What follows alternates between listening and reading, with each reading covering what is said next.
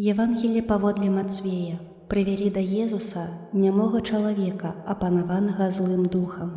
І калі злы дух быў выгнаны, нямы пачаў гаварыць, а людзі казалі са здзіўленнем: ніколі не было такога ў Ізраілі. А фарысеі казалі: князем злых духаў ён выганяе злых духаў. І хадзіў Езус па ўсіх гарадах і паселішчах, навучаючы ў іхніх сінагогах, абвяшчаючы Евангелие валадарства і вылечваючы усялякую хваробу і усялякую немач. Убачыўшы натоўпы людзей, ён змілаваўся над імі, бо яны былі знясіленыя і пакінутыя, як авечкі без пастыра. Тады ён сказаў вучням сваім: жніво сапраўды вялікае, ды работнікаў мала. Таму прасіце гаспадара жніва, каб паслаў работнікаў на жніво сваё.